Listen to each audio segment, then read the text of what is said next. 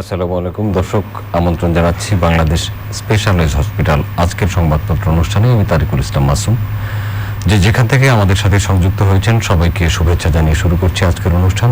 আজ আমাদের সাথে স্টুডিওতে আলোচনার জন্য উপস্থিত আছেন বিশিষ্ট বক্ষব্যাধি বিশেষজ্ঞ প্রফেসর ডক্টর ইকবাল হাসান মাহমুদ। আপনাকে আমন্ত্রণ জানাচ্ছি। ধন্যবাদ। ভালো আছেন নিশ্চয়ই? আলহামদুলিল্লাহ। আমরা পত্রিকাগুলোর শিরোনাম দেখে আলোচনায় যাব। দৈনিক ইত্তেফাক, সৌদি যুবরাজের বিরুদ্ধে হত্যা মামলা করলেন খসেগির বাগদত্তা। লঙ্ঘিত হচ্ছে ব্যক্তির গোপনীয়তার অধিকার, ফোন আলাপ রেকর্ড ও ফাঁসের বেআইনি কাজে নেই কোনো প্রতিকার। এসআই হাসান সাসপেন্ড, পরিবারের নতুন কর্মসূচি, পুলিশ ফাঁড়িতে রায়হান হত্যা। মাধ্যমিকে বার্ষিক পরীক্ষা ছাড়াই পরের ক্লাসে উঠবে শিক্ষার্থীরা।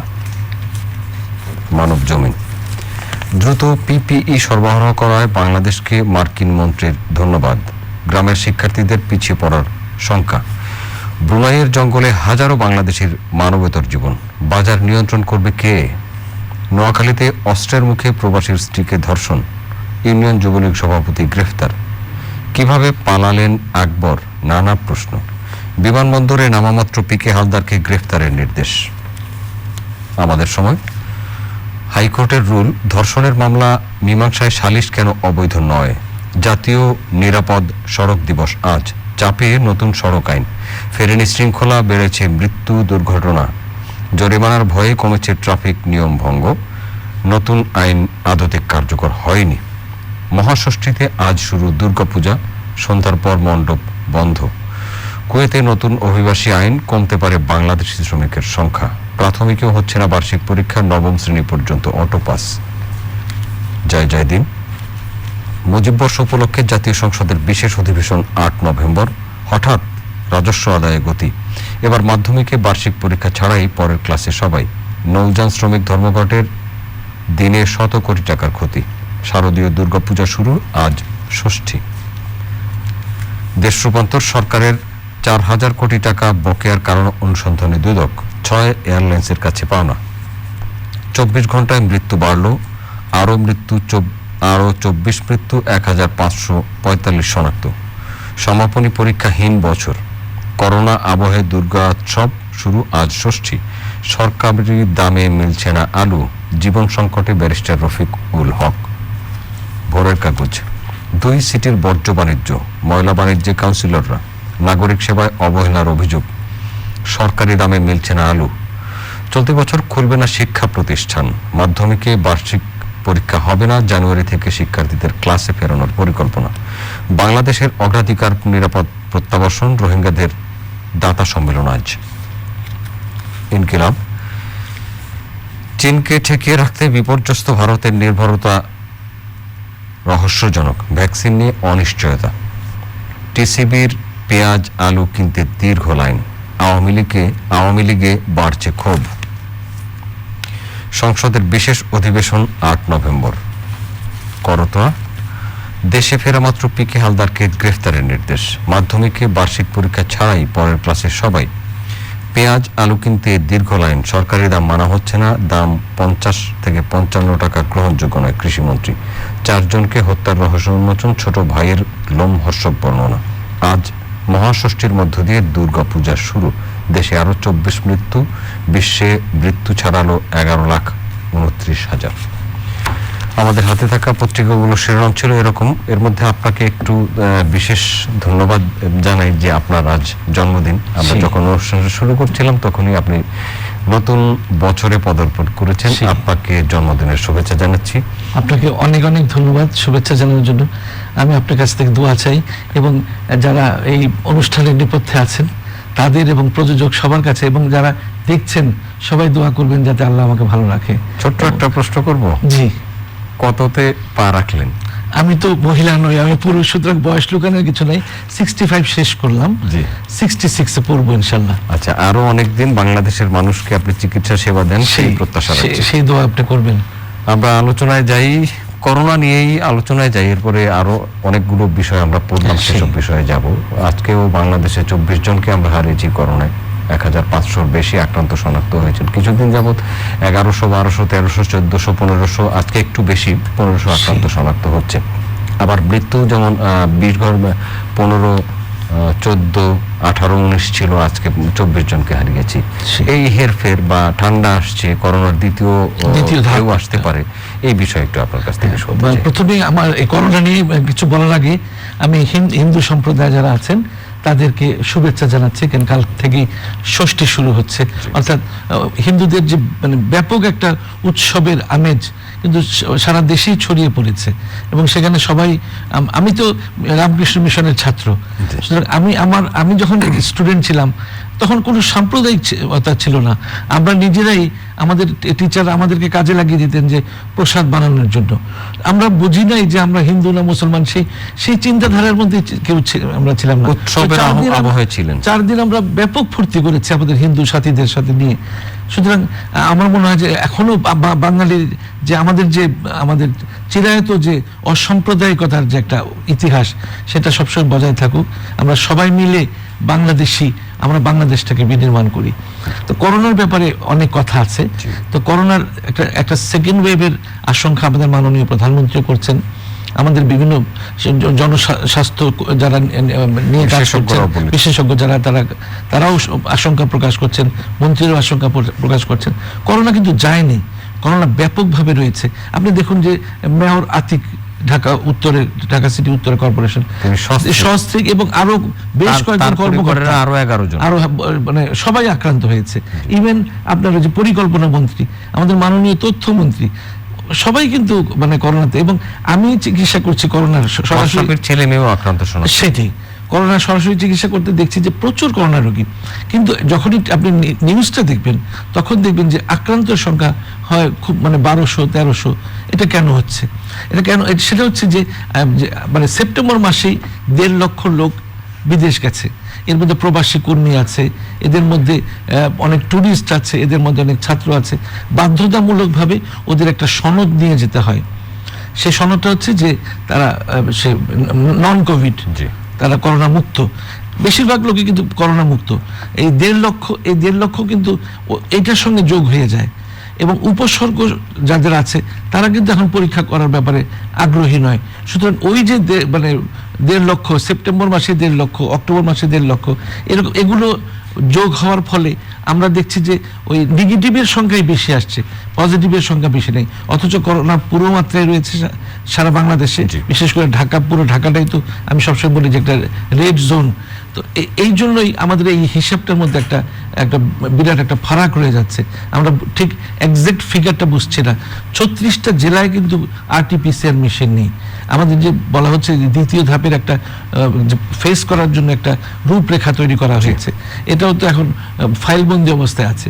কারণ 36টা জেলায় বলা হয়েছিল যে যেখানে RT-PCR তো নতুন করে করা খুব মুশকিল, সেখানে অ্যান্টিজেন পরীক্ষা দিয়ে এটাকে কভার করা হবে।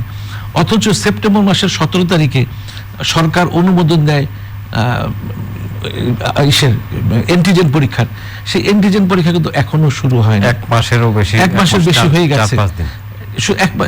সুতরাং এই যে একটা সংকট, এই 36টা জেলায় আমার RT-PCR নেই। RT-PCR যদি, তাহলে অন্য জেলায় গিয়ে করাতে হবে। সুতরাং এখানে একটা ব্যাপক চাপ সৃষ্টি হবে, রিয়েল পিকচারটা আমরা পাবো না। একটা ব্যাপার থাকছে।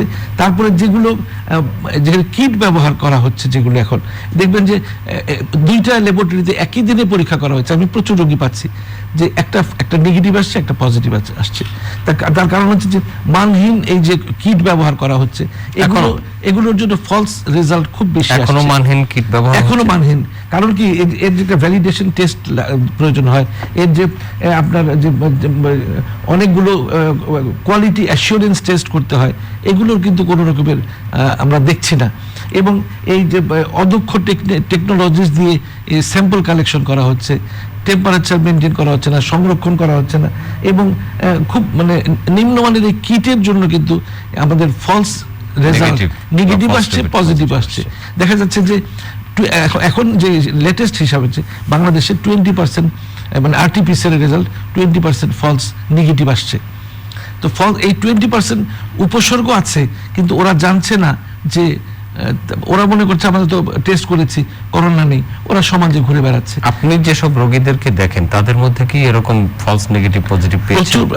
আমি বেশ কয়েকটা রোগীকে পেয়েছি, তারা পজিটিভ ছিল, আবার আরেক জায়গায় করেছে, পজিটিভ আসছে, তার বিশ্বাস হয়নি যে আমি পুরো কোর্সটা ওষুধ খেলাম, অ্যান্টিভাইরাল ওষুধটা খেলাম, আমি এখন তো সুস্থ হয়ে যাওয়ার কথা। 10.9 ডেজের মধ্যে ভাইরাল ক্লিয়ারেন্স হয়ে যায়। আবার আরেকটা জায়গায় যখন পরীক্ষা করলো ফলস নেগেটিভ আসলো। এই যে আপনার একটা দোদুল্যমানতা, এটা কিন্তু আমাদের খুব এই করোনা মোকাবেলায় দ্বিতীয় ঢেউকে ফেস করার জন্য খুব বড় একটা সমস্যা হয়ে দাঁড়াবে। কারণ আমাদের যদি পরীক্ষা যদি ভালো না হয়, আপনি তাহলে মানে সেই রোগী তো সমাজে ঘুরে বেড়াচ্ছে, কমিউনিটি ট্রান্সমিশন হচ্ছে, কমিউনিটি তার ঘরের বাবা মা আত্মীয় স্বজন মানে পরিবার সবাইকে সে আক্রান্ত করছে। এবং আমি বেশিরভাগ রোগী পাচ্ছি যে একটা পরিবারের সবাই আক্রান্ত হয়ে যাচ্ছে। মানে কি, সে তো মনে করছে আমার তো করোনা নেই, সে সবার সঙ্গে যখন তার মানে শ্বাসকষ্ট শুরু হয়ে গেছে, কাশি শুরু হয়ে গেছে, তখন কিন্তু সে পরীক্ষা করতে গিয়ে দেখে যে তার পজিটিভ। আমি তখন জোর করি যে সবাই পরীক্ষা করেন, কন্ট্যাক্ট ট্রেসিং করতে হবে। কন্ট্যাক্ট ট্রেসিং ছাড়া কিন্তু আমরা কিছুতেই করতে পারবো না। এই দ্বিতীয় ফেজ, মানে প্রথম ফেজে তো এখনো শেষ হয়নি, দ্বিতীয় ফেজ বা দ্বিতীয় তরঙ্গ যাই আমরা বলি, এটাকে ফেস করার জন্য যে রূপরেখাটা করা হয়েছিল, রূপরেখার মানে স্বাস্থ্যবিধির কথা একটু আমার বলতে হবে এখানে। যে যদি সে নিউজিল্যান্ডের প্রধানমন্ত্রী তার এত কঠোরতা দেখিয়ে মানে তাকে কোনো কিছু কাবু করতে পারেনি, তার বিরুদ্ধে সুপ্রিম কোর্টে মামলা করা হয়েছে, তার বিরুদ্ধে আন্দোলন করা হচ্ছে, তিনি অনড় ছিলেন। অনড় থাকাতে কি তার জনপ্রিয়তা কমে গেছে? ভূমিধ্বস বিজয় নির্বাচনে দিতে এবং একক সংখ্যাগরিষ্ঠ অর্জন করে তিনি, আগে তো মানে তার জোটবদ্ধ সরকার ছিল, এখন তো তিনি নিজস্ব তার দলের লোকজনকে নিয়ে তিনি সরকার করছেন। আমাদের দেশের 50 বছরের ইতিহাসে এত শক্তিশালী সরকার তো আসে নেই। আমাদের সরকারের পক্ষে কি এটা কি খুব অসম্ভব যে মাস্ক বাধ্যতামূলক করা এবং আপনার এই স্বাস্থ্যবিধি মেনটেন করা, এটা বাধ্যতামূলক করা। আর যে 15 দফা যে রূপরেখাটা প্রণয়ন করা হয়েছে এই দ্বিতীয় ধাপকে ফেস করার জন্য, যেটা এখনো ফাইলবন্দি, তার মধ্যে বলা হয়েছে যে পিকনিক থেকে শুরু করে ওয়াজ মাহফিল বা জনসমাগম যেখানে হবে, মসজিদগুলিতে মানুষ মাস্ক পরছে না, এগুলোকে মানে দূরে থাকতে হবে। তো এই যে সামনে দুর্গাপূজা আসছে, সেখানেও স্বাস্থ্যবিধি মেনটেন করার খুব বেশি প্রয়োজন। মাস্ক পরে প্রতিমা দর্শনে যেতে হবে, ফিজিক্যাল ডিস্টেন্স মেনটেন করতে হবে, প্রত্যেকটা মন্দিরের মধ্যে হাত ভালো করে যাতে ওয়াশ করা হয়।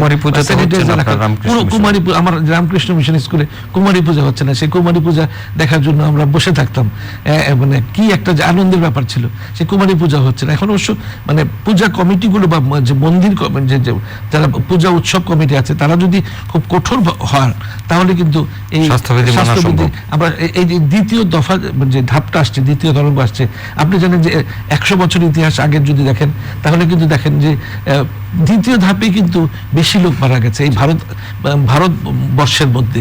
আর আমাদের তো এখন পর্যন্ত, আজকে পর্যন্ত আপনি যেটা পড়লেন সেটা হচ্ছে যে 11,29,000 মৃত্যু হয়ে গেছে এবং বাংলাদেশেও 5,723 জনের মৃত্যু হয়েছে এবং কয়েকদিন পর দেখতে দেখতে হয়তো 6,000-এ পৌঁছে যাবে এবং প্রতি ইসেই 4,000, 2,000, 3,000। আমি কিন্তু আসি, আমার এটা মানে সেই ক্রিকেট ইসের মতো আর কি, দেখা হয়ে যায়। তো আমি চাই না যে এত বাড়ুক। আমার প্রতিটা মৃত্যুই, মাসুম সাহেব, প্রত্যেকটা মৃত্যু যে কত যন্ত্রণা, কত কষ্টের, কিন্তু মৃত্যুকে এড়ানো যেত। মানুষ যদি একটু সচেতন থাকতো, যদি আগেই চিকিৎসকের সঙ্গে মানে একজন দক্ষ যে করোনা নিয়ে চিকিৎসা করছেন তার সঙ্গে পরামর্শ করে অ্যান্টিভাইরাল প্রথম দিনই খেয়ে নিত বা প্রথম 3 দিনের মধ্যে খেয়ে নিত। এই যে নিজে আইভেরামেকটিন খাচ্ছে, অ্যাজিথ্রোমাইসিন কিনে খাচ্ছে, ডাক্তারের সঙ্গে শরণাপন্ন। যখন প্রচন্ড শ্বাসকষ্ট হচ্ছে তখন হাসপাতালে যাচ্ছে, তখন যারা কোমরবিডিটি আছে তাদের মধ্যে মৃত্যুর হারটা অনেক বেশি বেড়ে গেছে। আলু নিয়ে তো একটু কথা না বলে চলছে না। আলু পেঁয়াজ, আমরা বাঙালি, আমাদের আলুর ভর্তা ডাল যে কি মজার, সবচেয়ে বাঙালির সবচেয়ে প্রিয় খাদ্য বোধহয় আলু ভর্তা ডাল। আশা ভরসার জায়গা আর কিছু নেই, আলু ভর্তা ডাল, এবং এটা খুবই প্রিয়। কিছু নাই, আলু ভর্তা ডাল করো। সেটাই, সেই আলু তো বাইরে থেকে ইম্পোর্ট করতে হয় না। এবং আমি যতদূর জানি যে মানে আমাদের যে যে যা আছে দেখানো হচ্ছে তার চেয়ে বেশি পরিমাণ কিন্তু আমাদের স্টকে রয়েছে। দাম বাড়ার তো কোনো কথা নেই। এই সিন্ডিকেটের লীলা এই কর্মকাণ্ড আর কতদিন আমরা দেখব? আমাদের সরকার তো অনেক কঠিন, এবং আমরা 50 বছরে এত কঠিন শক্তিশালী সরকার আসেনি। এই সরকার পারে না এমন কোনো কাজ নেই। এই মানে আলুর দাম 20 টাকা 25 টাকা উপর উঠার কথাই নয়, এই যে 35 টাকা বেঁধে দিল, এটা কিন্তু নামবে না। এটা সর্বনিম্ন হয়ে যাচ্ছে, সর্বনিম্ন। আস্তে আস্তে দেখা যাবে এইটাই 50 টাকা বা 60 টাকা হয়ে গেছে। এখন 50 টাকায় কিনতে হচ্ছে, 50 টাকা কিনতে হচ্ছে, তাও আবার লাইন ধরতে হচ্ছে কত কিছু। আবার একটি বিশেষ, আমি নাম বলছি না, যে মানে ওই শপিং সে 2 কেজির বেশি দেওয়া হয় না পেঁয়াজ, মেপে দেওয়া হয় যে আপনি 5 কেজি নিয়ে যাবেন, তা করা যাবে না। তো এরকম তো এই যে, আর সবজির বাজার তো অসম্ভব চড়া, প্রত্যেকটা সবজি 80, 90, 120, নিচে কিন্তু কোনো সবজি নাই বাজারে। আর আরেকটা ব্যাপার আমি খুব মানে বলতে আমার খুব ইচ্ছা, সেটা রোহিঙ্গাদের নিয়ে।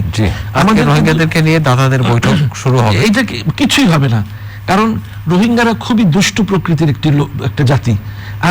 আপনি সৌদি আরব গিয়েছেন, আমি নিয়মিত সৌদি মানে ওমরা করতে যাই, যখন হজ করতে গেলাম বা ওমরা করতে আমি প্রতি বছরই যাই, আমাদের সঙ্গে কি ব্যবহারটা তারা করে। চিটাঙ্গা ভাষা কথা বলে, জিজ্ঞেস করি যে ভাই আপনার দেশ কোথায়, বলে বার্মা। পাসপোর্ট দেখান তো, জোর করে আমি কোনো সময় নাছরবান্ধা হয়ে যায়। পাসপোর্ট দেখান, বাংলাদেশি পাসপোর্ট। আমার পাসপোর্ট নিয়ে তুমি এখানে ব্যবসা করছো, তুমি আমার সঙ্গে দুর্ব্যবহার করবা, আর বিদেশি কোনো কাস্টমার দেখলে তুমি একেবারে মানে হয়ে যাবে, তোমার মধ্যে পাগল হয়ে যাবা, তা তো হবে না। তো এরা হলো মানে ইয়াবা চোরাচালানি থেকে শুরু করে দুর্বৃত্ত, বাংলাদেশে এখন ডাকাতি, প্রকৃতি নষ্ট করা। আমি আমার সম্পূর্ণ আমার ব্যক্তিগত একটা মতামত, আমি কখনোই, যদিও মাননীয় প্রধানমন্ত্রী অত্যন্ত দয়ালু মনের, তিনি ঢুকতে দিয়েছেন, আমি আমার ওদের ঢোকার ব্যাপারে কোনো মানে মানে বাধা দেওয়ার ইচ্ছা ছিল, যদি পারতাম আমি দেয়াল করে দিতাম যে ওরা ঢুকতে পারবে না, ওদের দেশে ওরা যা খুশি করুক। আমরা তো আমাদের ঠাই নাই ছোট সেতুরি, আমাদের নৌকা এমনি ছোট, তো সেখানে যদি আমাদের জনসংখ্যাই তো জায়গা দিতে পারছে না, ওদেরকে ঢুকিয়ে যেই একটা অবস্থা সৃষ্টি করা হয়েছে, এবং ভবিষ্যতে যেভাবে তারা প্রজন্ম বাড়িয়ে যাচ্ছে, এটাতে তো খুব খারাপ একটা উদ্দেশ্য রয়েছে। ওরা হয়তো দেখা যাবে যে পুরো চট্টগ্রাম নিয়ে টান দিবে। সুতরাং আমাদেরকে এখনই যেটা করতে হবে, এটা আমার ব্যক্তিগত, আমি চিন্তা করি যেহেতু দেশকে ভালোবাসি, চিন্তা করি যে আমাদেরকে বিভিন্ন দেশ অনেক সুন্দর সুন্দর কথা বলে, তাদেরকে ভারতবর্ষ কেউ নিচ্ছে না, কিন্তু ভারতবর্ষ এত সুন্দর সুন্দর কথা বলে। কিন্তু আমরা যদি নিতে হয় দুটো পথ আমার দৃষ্টিতে, সম্পূর্ণ আমার দৃষ্টিতে, সেটা হচ্ছে যে একটি চীনের সঙ্গে খুব বেশি ঘনিষ্ঠ আমাদের সম্পর্ক সৃষ্টি করতে হবে। বলতে হবে যে আমরা একটা শর্তে তোমাদের সঙ্গে ঘনিষ্ঠ সম্পর্ক সৃষ্টি করব, তোমরা ভাই আমাদের রোহিঙ্গাগুলিকে নিয়ে যাও। কারণ চীন ছাড়া কেউ তাদেরকে নিতে পারবে না। চীন ওদের গডফাদার, এই বার্মার বা মিয়ানমার যাই বলুন। আরেকটা করা যেতে পারে বিকল্প শক্তি, আমাদের সামরিক এবং অর্থনৈতিকভাবে খুবই উন্নত হয়ে যাওয়া, যাতে আমরা একেবারে পুশব্যাক করে তাদেরকে পাঠিয়ে দিতে পারি। আমরা এদেরকে বসিয়ে আমরা খাওয়াবো, আমাদের দেশের জনগণ এই ক্ষুধায় থাকবে, কষ্ট করবে। আমাদের দেশের জনগণ এখন সংখ্যালঘু হয়ে পরিণত হচ্ছে।